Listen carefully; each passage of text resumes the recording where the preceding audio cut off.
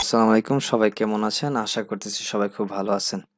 আজকে আমরা শিখব হচ্ছে MySQL বা ডাটাবেজ অথবা ডেটাবেজ। MySQL কেন প্রয়োজন? কেন আমাদের এই MySQL ডাটাবেজ সম্পর্কে জানতে হবে?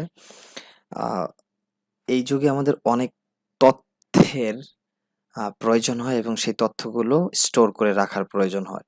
সেই বিশাল পরিমাণ তথ্য স্টোর করার জন্য আমাদের এই ডেটাবেস জানতে হবে। যেমন ব্যাংক ম্যানেজমেন্ট সিস্টেম অথবা স্কুল বা কলেজ ম্যানেজমেন্ট সিস্টেম, এখানে বিভিন্ন মানুষের ডেটা ইনপুট করে রাখতে হয়।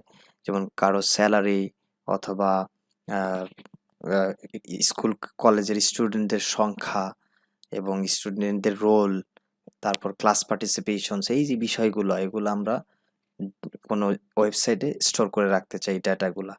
যেই ল্যাঙ্গুয়েজ ইউজের মাধ্যমে এই ডেটাগুলো স্টোর করতে হয় সেটা হচ্ছে MySQL বা ডেটাবেস।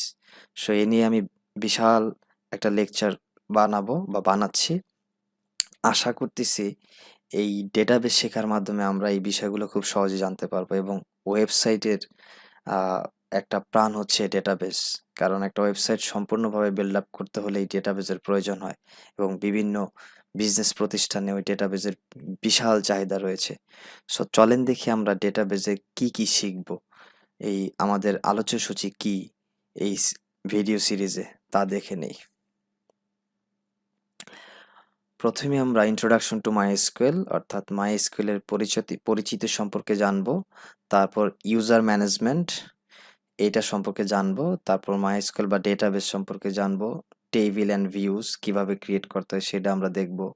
MySQL কোয়ারিজ গুলা কিভাবে আসে, MySQL ইন্ডেক্স গুলা কিভাবে হয়, MySQL ক্লজেস গুলা কিভাবে হয় সেগুলো আমরা খুব ভালোভাবে দেখবো। কন্ট্রোল ফ্লো ফাংশন গুলা দেখবো। MySQL কন্ডিশনস গুলা দেখবো যে কিভাবে কন্ডিশন ইউজ করে আমরা ডেটাগুলো ইনপুট করতে পারি, আবার একটা ডেটা খুঁজে বের করে নিয়ে আসতে পারি।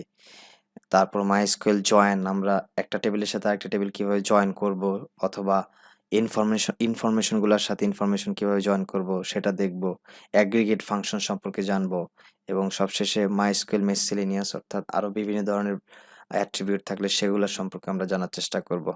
এবং সবশেষে আমরা একটা প্রজেক্ট তৈরি করব MySQL দ্বারা এবং আমরা একটা ম্যানেজমেন্ট সিস্টেম তৈরি করব এই পুরা ডেটাবেস দ্বারা, যেটা আমাদের এই পুরা ল্যাঙ্গুয়েজে আমরা শিখছি তার প্রমাণ দিবে।